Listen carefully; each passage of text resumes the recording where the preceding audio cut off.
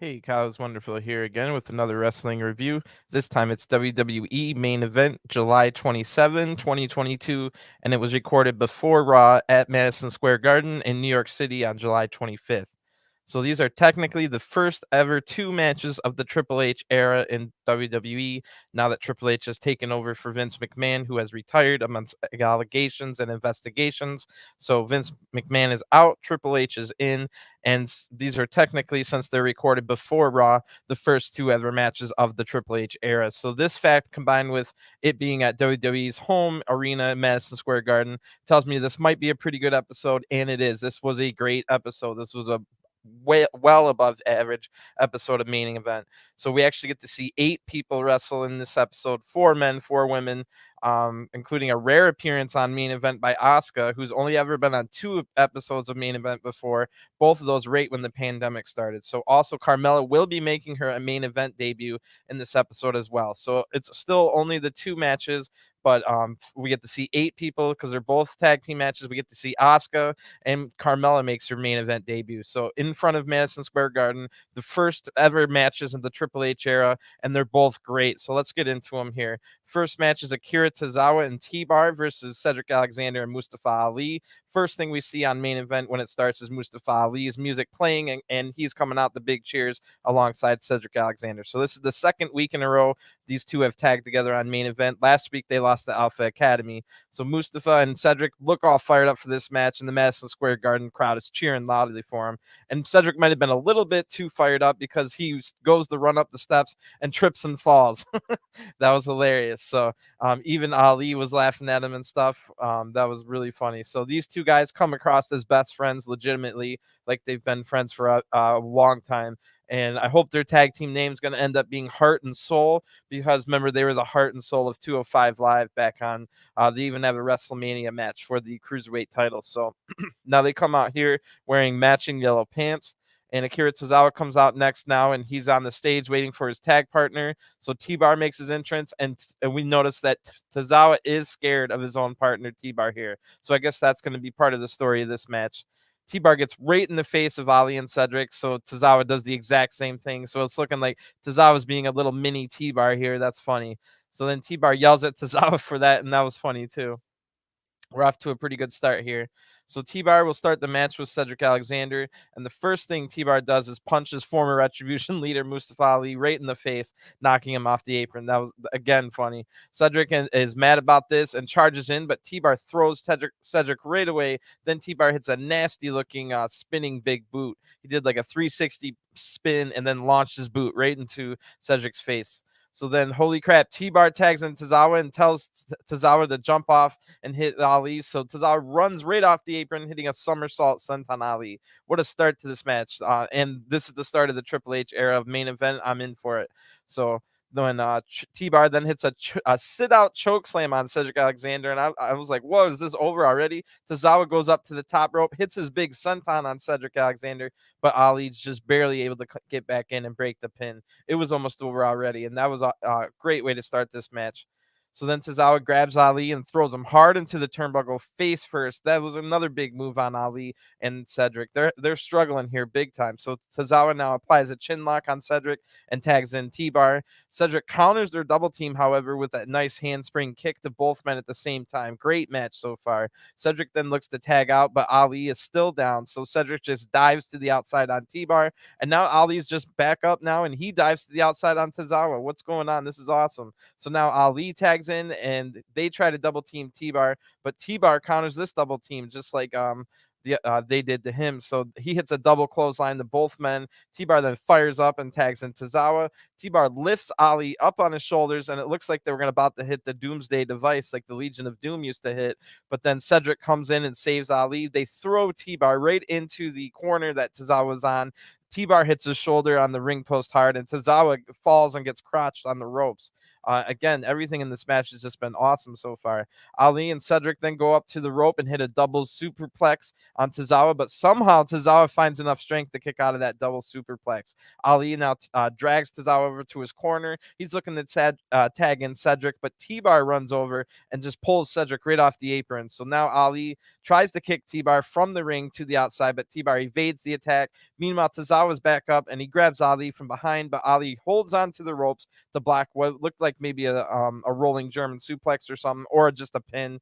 But Ali then turns around and Tozawa hits a spin kick, almost like the Trouble in Paradise, right to the face of Ali. What a match. Immediately after this, Tozawa lifts Ali off the mat with a deadlift German suplex, and Ali somehow kicks out of this set too. Really good match here. So make sure you guys watch this one. T-Bar now yells at Tozawa from the apron and basically the end it now. And Cedric runs over also on the apron and hits an STO on T-Bar, crashing T-Bar to the apron and falling outside the ring. I was like, oh, this looks like it might be over now because Tozawa gets caught by both men. Tozawa turns to Cedric to say, what are you doing? And then Ali super kicks Tozawa right in the face. Cedric hits a suplex, vertical suplex on Tozawa, and Mustafa Ali goes to the top rope, hits a 450 splash for the 1-2-3. The winner of this match by pinfall, heart and soul, Cedric Alexander and Mustafa Ali. What a great match to kick off the official Triple H era, since this match happened first before Raw happened. So the first official match of the Triple H era just happened, and it was a good one. So great stuff. Second week in a row, we saw Cedric and Mustafa Ali teaming up. I hope maybe next week on Raw we get to see them in a match. I'm not quite sure who they would fight up against, but maybe like the Judgment Day or something like that, or I'm not quite sure. Also, Shelton Benjamin's still on the roster. I think he's out injured, but when he does come back, what is he gonna have to say about Cedric kind of forming a new tag team without him? So that's something we could look forward to. Maybe Shelton Benjamin will find himself a new partner, maybe like a T-Bar or something. So then it's recap time. If you're familiar with Main Event, it's mostly a recap show where you get two exclusive matches. But on this one, they start the recaps with the Rey Mysterio video that was showing his entire career on WWE. We saw this on Raw, and usually I skip all the recaps on Main Event since I watch and review every episode of SmackDown and Raw. But Rey Mysterio is such a legend, and this video of his career was awesome, so I watched it the whole second time here. Then they show Rey Mysterio's 20th anniversary speech that was on Raw, which was also very good. It didn't seem scripted. They kind of just let Rey go out there and say what he wanted, and more of that, please. That was awesome. I like that he didn't have to, he could just say whatever he wanted, kind of, within reason. And then after the show, or after that, then they show Mysterio's versus the Judgment Day, the whole match. And Mysterio's won that. Then they show the after party where Rey Mysterio's with his family, and Rhea Ripley returns after a month and a half injury. She was wearing an "I'm Your Poppy" shirt, and then she attacked. Rhea Ripley attacked Dominic, and the Judgment Day attacked Mysterio. So now they have a match on Saturday at SummerSlam. Then we see the recaps of Logan Paul and The Miz as well. They'll also have a match at SummerSlam. So now it's time for our second match, and it's the last match of this episode. It will be Asuka and Dana Brooke versus Carmella and Tamina. So coming out first is Tamina. She gives the crowd a weird look as if to say, what, you're not even going to boo or cheer me? Yep, that's usually how it goes for you, Tamina. Anyway, Tamina got a win over Jasmine Allure on Main Event just 2 weeks ago. So we have seen Tamina on Main Event. Tamina has such little charisma. And then Carmella comes out next to big boos from the crowd. Carmella has about 10 times more charisma than Tamina does, maybe even more. So both of these women are former tag team champions, but not with each other. I think Tamina was with Shayna Baszler, and Dana Brooke was, not Dana Brooke, but Carmella was with, who was Carmella with? It was just recently at WrestleMania, they lost the titles. It was Queen Zelina. So anyway, they had the last time these two, Carmella and Tamina, teamed together was in January on Raw in a 6-woman tag just before, I think, the Royal Rumble. It was they lost to Dana Brooke, Liv Morgan, and Rhea Ripley, but they did have a two-on-two tag team back in 2017 during a tour of South America. But Carmella and Tamina lost every single match they had, usually to Becky Lynch. So Dana Brooke's out next. She's got her 24/7 championship. Hopefully this match doesn't break down in 24/7 shenanigans, and it does not. So another good sign from the Triple H era. Maybe we'll have less 24/7 title shenanigans. Now Asuka comes out last, and the crowd goes wild when Asuka comes out. And then Byron Saxton on commentary hilariously says, "You ever feel like they just pull names out of a hat and randomly put tag teams together?" That's hilarious. So I don't think Byron Saxton would have ever said that if Vince was still in charge. So maybe a little bit more signs that things are changing. That was hilarious. Because it's true. Like, this is such a random tag team, and it happens all the time. So Asuka and Dana hug each other and they dance together. The crowd looks happy to see Asuka here, and Tamina looks mad about this. So Asuka and Dana do that bicep pose that usually Dana does, and they seem like pretty good friends. And we're told that their tag team name is Sexy Muscle Friends. So what a name. Excuse me. Dana Brooke and Tamina is going to start this match. They've been feuding all of 2022 and mostly over the 24/7 title. But don't forget they had that dual wedding on Raw a few months ago. So I forget what the exact rules for the 24/7 title is, but I'm wondering if Dana gets pinned in a regular match here, does whoever pin her also get the 24/7 title and win this? Like, do they win two matches at once, kind of deal? So I have no idea. But anyway, Dana gets a waist lock on Tamina to start this match, but some sharp elbows just gets Tamina right to Dana's head. So Dana hits a head scissors takedown, sending Tamina awkwardly into the corner. That was a terribly looking awkward move. Dana then hits a handspring elbow into the corner on Tamina, but Tamina blocks the bulldog attempt that was right after that, then uppercuts Dana in the face. Dana then gets a boot up the counter charging Tamina, but Carmella distracts Dana from the outside, and this allows Tamina to knock Dana right out of the ring. So Carmella was just right there, and she hits a super kick to Dana's face as we go to an ad break. So we don't quite know what happened during the ad break, but when we come back, Carmella has tagged in and she's destroying Dana Brooke with some back elbows in the corner. Those were looking nasty. So I don't think Asuka's been in this match yet. Carmella now is talking trash to Asuka, then hits a Bronco Buster to Dana Brooke. Dana kicks out at 2, and then Carmella applies a chin lock. The crowd rallies for Dana to get up and tag out, but Carmella stays in charge and then tags in Tamina. They double team Dana, who's in big trouble now, but still is able to kick out. Tamina puts a sleeper hold in tight, and the crowd's chanting, "We want Asuka, we want Asuka." Dana then is about to get out, so Tamina throws her and then punches Asuka right off the apron. That was a smart move there by Tamina. Tamina then does the superfly pose that her dad used to do, Jimmy Superfly Snuka, and then Dana Brooke fights back and charges in, but Tamina counters the charge with a decent looking Samoan drop. So by this time, Asuka has to come in and break up the pin. She didn't think Dana Brooke would be able to kick out. Dana's now caught in the wrong corner, but she evades both Carmella and Tamina's attacks to finally tag in Asuka into this match for the first time. The crowd goes absolutely wild as Asuka quickens the pace here, and the match immediately gets good. Asuka runs right by Tamina and knocks Carmella off the apron with a running hip attack. Then Tamina charges in, but gets a back elbow from Asuka. Then Asuka hits a kick and a code breaker like Jericho used to hit. And then evading a corner charge, Asuka now hits a roundhouse kick to Tamina's face, then unloads a huge striking combo, 2 spinning back fists, a spinning thrust kick. But she misses a third spinning back fist, but Asuka just runs off the ropes and hits a bulldog on Tamina right away. Asuka just destroying these two women right here. Asuka then hits a shining wizard to Tamina's face with her knee right after that, or her shin, and Carmella has to come in and stop the pin.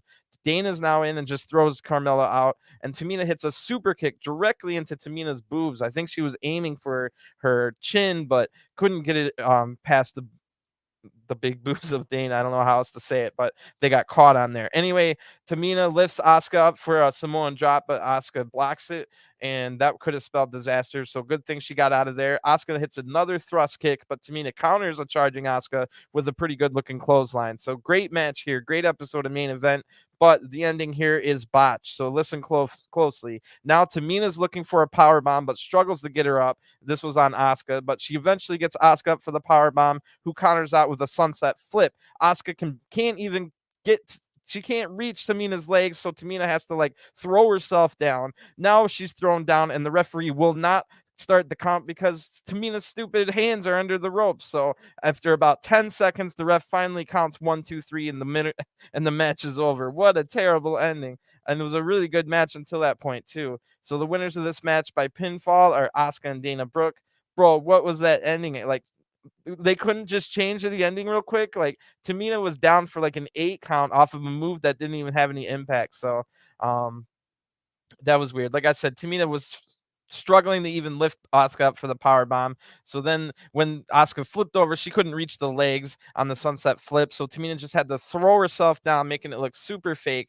Then Tamina's got her stupid arms and hands under the ropes. Like when you know this is supposed to be the end of the match. Why are your hands that far up? So everything in this was terrible looking, terrible ending to a really good match and a really good episode. So definitely go check these matches out. The first two matches of the Triple H era, and wow, I guess there was no time for a different ending because Raw was about to start. I don't know, but if it was me, I would have just pulled uh Tamina back in the middle of the ring and hit with another one of those shining wizards and got the 1, 2, 3. That would have took like what 10 more seconds. They could have got 10 more seconds and made sure that this match didn't end with a terribly fake looking ending. But anyway, there's no way I would blame Asuka for that. Asuka is one of the best pro wrestlers I've ever seen. Meanwhile, Tamina has consistently been one of the worst wrestlers I've ever seen in my life. So you know who I'm blaming about that. But anyway, this was a good episode. Make sure you watch these two matches. After that, main event ends with a quick recap of Brock Lesnar from SmackDown. That was the only thing we even saw from SmackDown in these recaps, and that only lasted like 10 seconds. So everything else that was recapped was from Raw, and main event ends with the main event from Raw. It was the 6-man tag match, the Bloodline versus Street Profits and Riddle, which Roman Reigns won. And then after the match, Seth Rollins attacked Riddle, stomped Riddle's face into the steps, and now Seth Rollins versus Riddle will not, I repeat, will not happen at SummerSlam this Saturday. Riddle is being quote unquote injured. So it seems like Seth Rollins will have another mystery opponent at SummerSlam, just like Seth did at WrestleMania when it was Cody Rhodes. And my guess, my hot take, I'm sure a lot of other people are guessing this as well. Now that Triple H is in charge, my guess for the mystery opponent versus Seth Rollins at SummerSlam is Johnny Wrestling, Johnny Gargano. Make it happen. Triple H is back. Get Johnny Gargano in there. Can you imagine the response at SummerSlam when Johnny Gargano's music hits and he comes out and the wrestles Seth Rollins? So let's go. Good thing we can see the light at the end of the tunnel now. Triple H is in charge. This was already a great, better than any of the main events we've seen recently. Really good stuff. And if this is any indication of how things are going to be better under Triple H, then we're in for a good treat. You know, this is why we've been sticking around. So we always hope that things could change. And Triple H has shown that he can change, or he can do good things, because all the stuff in NXT Black and Gold was great. So if the Raw and SmackDown end up becoming anything as good as the old NXTs back in like 2016 and like 2015, even 2017, it started to go downhill a little bit after that point. But I think there's still enough people. You've got like Finn Balor and Tommaso Ciampa. If we bring Johnny Gargano back, we got a lot of guys that were in NXT, and now you can have them tangle up with people like Roman Reigns and Seth Rollins. So all those people that were in NXT now have some of the people that they weren't even in NXT with. Like I said, not Riddle, but Orton and stuff like that. So stuff to look forward to. I'm going to get going, and I will be back later today with the NXT UK review.